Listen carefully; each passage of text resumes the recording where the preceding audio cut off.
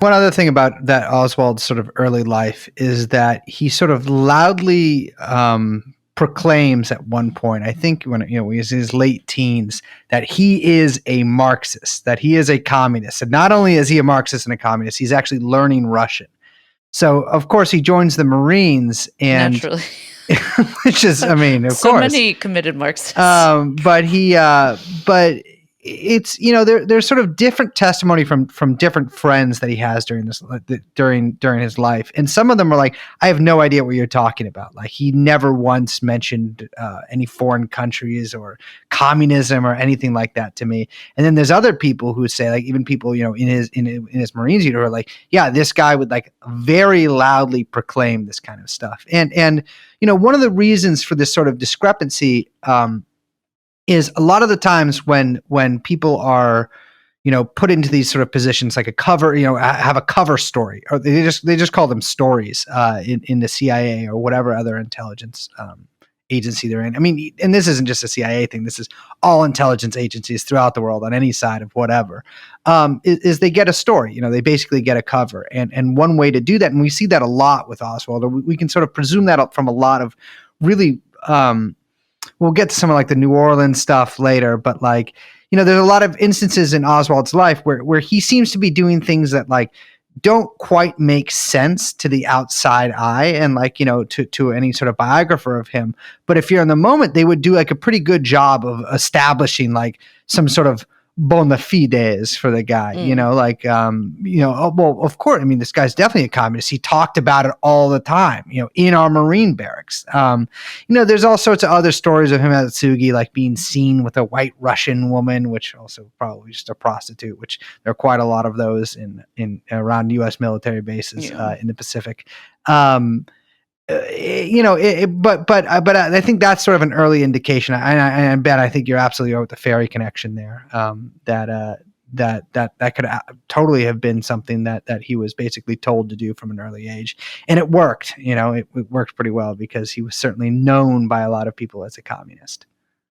Yeah, his placement at Tsugi base has another role too, which is we mentioned the fact that Gary Powers got shot down, and that Eisenhower had ordered those flights to cease. And one of the reasons they had ordered those flights to cease is they thought correctly that the Soviets were now able to hit these U-2s.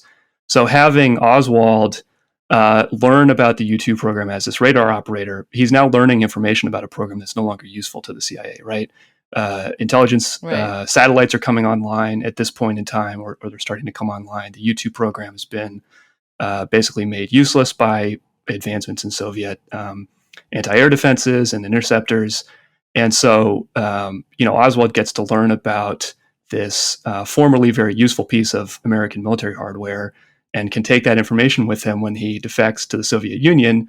But of course, in reality, the information is not very useful anymore. And so it's not a big loss for the CIA to, lose this radar operator to the Soviets. Yeah. And as Brace said, a lot of the earlier the things in his life seem not to make sense. Even his earlier statements of interest in socialism or Marxism seem strange, even before the Marines.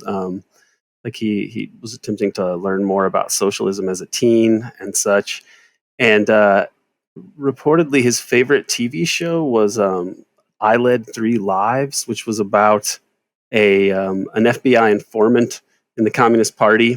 Right. And then that was his story. And so that was his favorite show. And it was made into like a TV miniseries or a TV series. And so, it makes you wonder if that if that interest in, taking on another identity or something like that would have encouraged him to do the kind of things that he apparently did in New Orleans and so on, leading up to,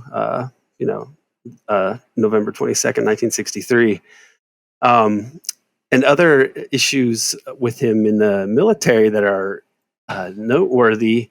I mean, he's at this Marine base in California, and he meets Carrie Thornley, who I think we could go into more depth in at some point in the future, not today perhaps. But and Thornley writes a novel with Lee Harvey Oswald as the main character. It's called like the Idle Warriors, and Libra. it's It's very strange that you would, of all the people you would write a story on. And Thornley later would also be a radar operator, and he would also go to Atsugi, and then he would end up in New Orleans at the same time that Oswald was there, working with Guy Bannister and such. He's in the Adam Curtis thing, and I'm going to write more about that in the future, and I'll probably have that information more committed to memory at that point, because it's very bizarre.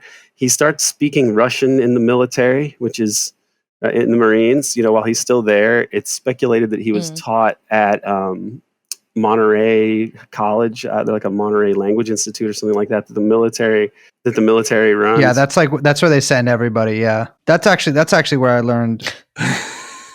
So it's not like the Marines are not a bastion of like freewheeling open-mindedness and such in the 1950s. I mean, I don't think they really are now, but in the 1950s, you start playing Russian records and talking about how great Karl Marx is. That's not the way to do well in the Marines, and like you'd have to be.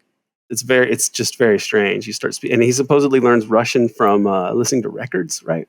But I don't. That's not really plausible. That either. makes absolutely no sense. I also Right. think that it's behavior that would not be tolerated unless someone told someone, "Hey, don't worry about it."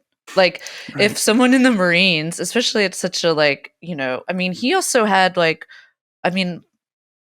me if I'm wrong, but he had pretty high level clearance as well. Like he was not I think it was above top secret from what I recall, but I mean, it wasn't. I mean, he's not just some guy just walking around about just saying nonsense. I mean, if he's saying out loud that actually the communists are right at a fucking military base, someone's going to be like, hey, we should get this guy out of here.